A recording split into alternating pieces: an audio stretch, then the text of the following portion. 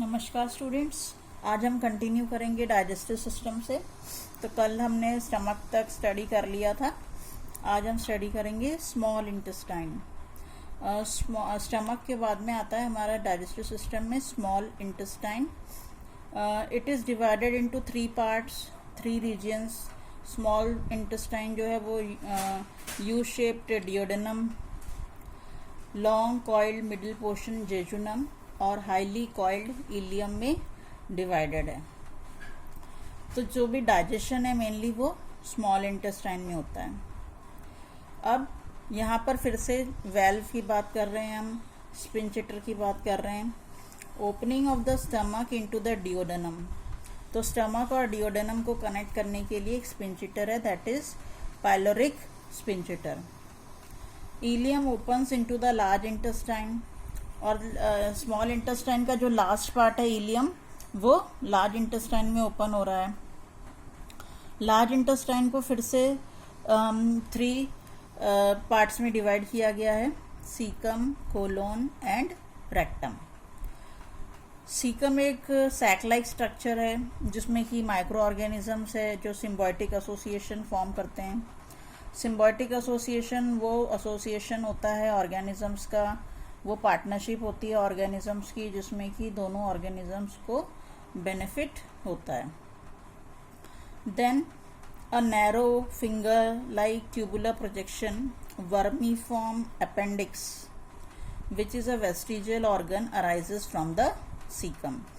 तो सीकम से ही वर्मीफॉर्म अपेंडिक्स या सिंपल हम लैंग्वेज में कहते हैं अपेंडिक्स, वो अराइज होता है। ये वेस्टिजियल ऑर्गन है क्योंकि इसका अब यूज़ नहीं है। अब ये जो है इसका यूज़ नहीं है। पहले अर्ली मैन जब रॉ मीट खाता था तब उसको डाइजेस्ट करने के लिए इसमें से जूसेस सीक्रेट होते थे। Caecum opens into the colon. Colon जो है वो मिडिल पार्ट है। कोलोन को फिर से 3 पार्ट्स में डिवाइड किया गया है और लास्ट पार्ट जो है कोलोन का वो है रेक्टम। और रेक्टम जो है फिर आगे एनस में ओपन होता है। अगर हम वॉल की बात करें एलिमेंट्री कैनाल की, ईसोफेगस से लेकर के रेक्टम तक, तो 4 लेयर्स में डिवाइडेड है हमारे डाइजेस्टिव सिस्टम की walls. Serosa, muscularis, submucosa and mucosa. 4 layers are present: serosa, muscularis, submucosa and mucosa. serosa जो है वो आउटर मोस्ट लेयर है, थिन एपिथेलियम की बनी हुई है। एपिथेलियम जो है वो सारे वायसरल ऑर्गन्स पर भी प्रेजेंट होता है, कनेक्टिव टिश्यू पर प्रेजेंट होता है। Visceral organs means internal organs. Muscularis जो है वो सेकेंड लेयर है, वो स्मूथ मसल्स की बनी हुई है। और सब म्यूकोसा जो है वो 3rd लेयर है जो कि लूज कनेक्टिव टिश्यू का बना हुआ है।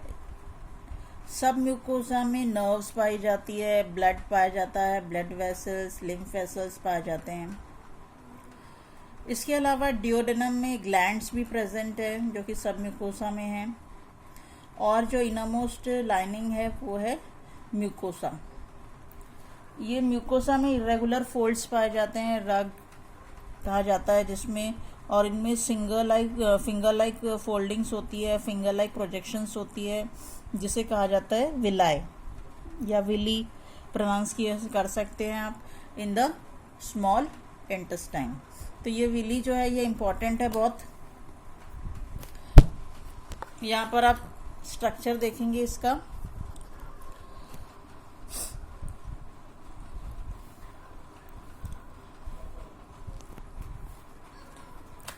The cells lining the villi produce microscopic projections called microvilli, जो कि एक बॉर्डर लाइक अपीयरेंस देता है। ये जो मॉडिफिकेशंस है विली, माइक्रोविली जो है ये सरफेस एरिया इंक्रीज करता है। विली में बहुत सारे कैपिलरीज है या network of capillaries are present, lymph vessels are present, और इन लार्ज लिम्फ वेसल्स को कहा जाता है लैक्टियल। देन म्यूकोजल एपिथेलियम में म्यूकस सिक्रीट होता है जो कि लिब्रिकेशन ऑफ फूड में हेल्प करता है। म्यूकोसा ग्लैंड्स भी फॉर्म करता है, गैस्ट्रिक ग्लैंड्स। ये हम 4 जो लेयर्स पढ़ रहे हैं ये बहुत इंपॉर्टेंट है। ये मॉडिफिकेशन शो करते हैं, different parts of alimentary canal में इनका डिफरेंट फंक्शन है।